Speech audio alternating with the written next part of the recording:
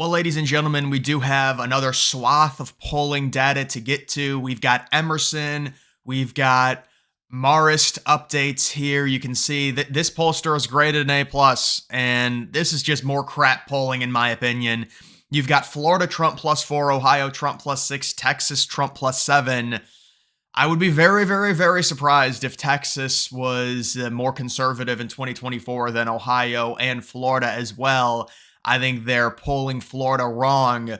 A lot of these pollsters do the Republican +3 sample in Florida or something around there because that's what the Republicans won in 2020 by. But obviously, we saw in 2022 during the midterms, we've seen with the migration to Florida, it is a completely different environment. It's acting more Republican +7 or +8 at this point. When you look at the voter registration being plus around 1 million, I think Trump is going to do a lot better than this poll suggests in Florida. I think he's going to do better in Ohio. We really think in this environment, Donald Trump winning Ohio against Biden in 2020 by 8 points, he's going to do worse than that. Seems like they're underestimating him there. And then Texas, listen, I would take a Texas +7 just based off of the migration from California to Texas, and Texas city's getting more liberal. I would say Texas around +6 to 6.5 seems realistic. So maybe they're slightly overrating Trump in Texas, but I certainly think Trump's going to win Ohio by more than 6. I certainly think he's going to win Florida by more than 4. You could argue Florida by possibly 10 or 11, Ohio by possibly 9 or 10, and then Texas by possibly 6 or 7. That, in my opinion, would be more realistic in terms of this. And then the Senate, Florida, you've got Scott up by 2. It's going to be an easier win than that, probably at least 5 or 6. Ohio, they still have Moreno losing Ohio. You can't, I mean, it's unbelievable, but obviously in this scenario, if Trump only won Ohio by 6, you could argue maybe there'd be enough split ballots for Sherrod Brown to win by 1 or 2 by a whisker, but it's very unlikely as long as Trump wins Ohio. But even if he wins it by 6, I'm not sure if Brown's going to win, honestly. I still think Moreno might win by 1 or 2, but I expect Trump to win Ohio by more than 8, which is what he wanted in both 2020 and 2016. And then I think Ted Cruz is very likely going to win Texas. It seems like this poll is a little bit more conservative friendly for Texas and a little bit more liberal friendly for Florida and Ohio. That would just be my analysis on that. You've also got Trump saying he will not accept the Fox debate proposal. If Harris was smart and her campaign was smart, they would have jumped on that proposal immediately and accepted it, and then it would make Trump look bad because he would be declining it after Harris accepts it. But from what I've seen, that's not what happened. Trump just immediately declined it. That was a really bad move by Fox News. I don't know what they were doing. It was almost like they were serving it up on a silver platter for Harris to look good if she would have accepted that debate immediately and then forced Trump to decline it, and then it makes Trump look bad because it's a Republican network hosting a debate that Trump's declining but Harris is accepting. But of course, we know the history of all of this. Trump accepted a debate on Fox News. Harris said she's not doing it, and Trump showed up for the debate. It became a town hall because Harris didn't do it. That happened on October 4th. And then the first debate happened, and then, boy, they spelled breaking wrong here. Oh, that looks bad. I don't know, just it's going to give me a headache if I look at that. But listen, when it comes to the debate proposal, we knew Trump wasn't going to accept it. Fox News proposing that, I think they were desperate for ratings. They were desperate to have their own debate because they haven't hosted one. CNN did the first one, and then ABC did the second one. But yeah, I knew Trump, if Harris was smart and if her people were on top of their game, they would have immediately got out into the news and said, we accept this, because they knew Trump was not going to accept it, and then it would make her look better, but that didn't happen. They didn't accept it. They didn't, from what I've seen, they haven't said anything about that debate that Fox News was proposing on October 24th or the 27th, but it's not happening because Trump said he's not doing it. But you look at this, this is 538, basically saying the race is a pure toss-up at this point. Somehow they still have Kamala Harris winning.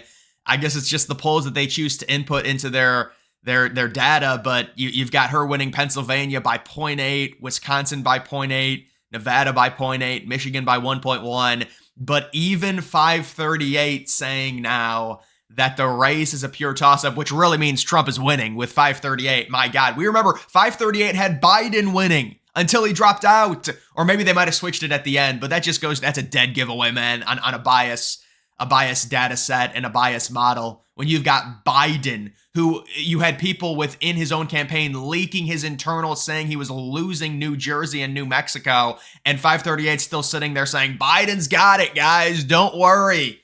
I mean, come on. And even 538, they've switched it now to basically being a pure toss-up. It is pretty crazy. You've also got, let me see, this is the Emerson. Was this the Emerson update? Yeah, Emerson did a polling update. Arizona, Trump sitting +2. I would say Trump is +2 to +3 in Arizona. Georgia, Trump +1. Michigan's a tie. Nevada, Harris +1. North Carolina, Trump +1. Pennsylvania, Trump +1. Wisconsin, a tie. So we've seen a lot of, this is a very good polling drop for Trump. These are all extremely close. There's no doubt about it. But I still think if Emerson is showing this, it's very good news for, I mean, you're up in 4 of the states. 2 of the states are a tie. The one state that Harris is up, she's up by 1. I mean, to be fair, all of these states are very close. They're within the margin of error, but the one state Harris is up in, it's got the least amount of electoral votes. So listen, you'll take the polling drop out of the big 7 swing states where you're up in 4 of them, and the only one you're losing is the one with the least amount of electoral votes. Certainly, the only one that has any breathing room would be Arizona, and I think Trump is clearly up in Arizona. I've been saying that for a while now. Georgia, you could argue Trump maybe up by about 1.5 to 2 points at this point. Michigan, it's very close, but I mean, Trump flipped, or at least I think Michigan now is tied when you look at Polymarket. You've also got Trump leading in Wisconsin, and I think Wisconsin is a state that people are underestimating Trump, and I think he's going to do better than people expect. He might win by 1.5 to 2 points in Wisconsin, maybe even more than in Pennsylvania. I think it'll be close when it comes to that. It just depends. This is what people were talking about, the shift specifically in Michigan and Wisconsin when you look at the betting.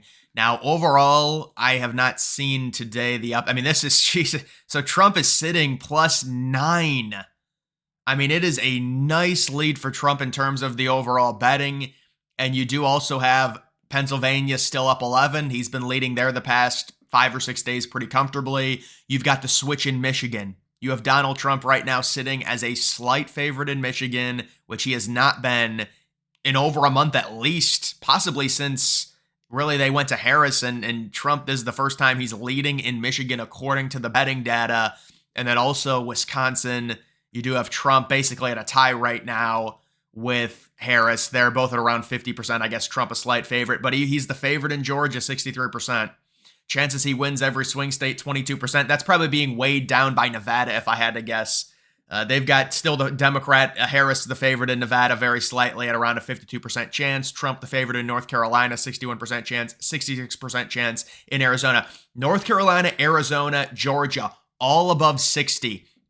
Pennsylvania right above 55. Michigan and Wisconsin turning into slight Trump leans. And so you're seeing all of this. You're seeing the recent release, the Emerson with everything very close. These are wins for Trump. You will take these polling releases. You'll take the Quinnipiac release that had Harris up in Pennsylvania because it had Trump up by 4 in Michigan and also up in Wisconsin. These are, we're not used to seeing these type of things from these pollsters. So this is very, very good news. And I think Trump is setting himself up to be in a very, very powerful position. You could also take a look, Real Clear Politics, their aggregate average, Trump leading Michigan. That was the one swing state within the Rust Belt that we were like, oh no, she's getting all the great polling. Well, now the polling data says it's not, we don't need an error in Michigan, even though Trump's gotten an error where it's underestimated him both in 2016 and 2020. Trump doesn't even need that this cycle. I've been saying it. He doesn't need a polling error. A polling error is like when you get it wrong 3 or 4 points.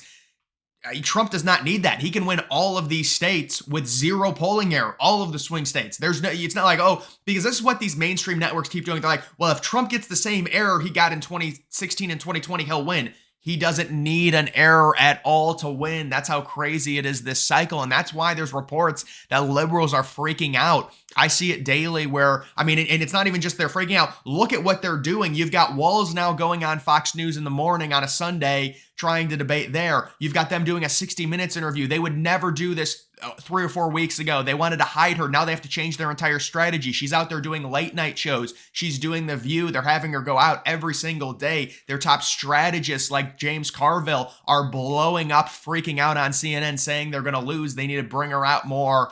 And then you've got Trump going to New York City, to Madison Square Garden to try and steal the popular vote.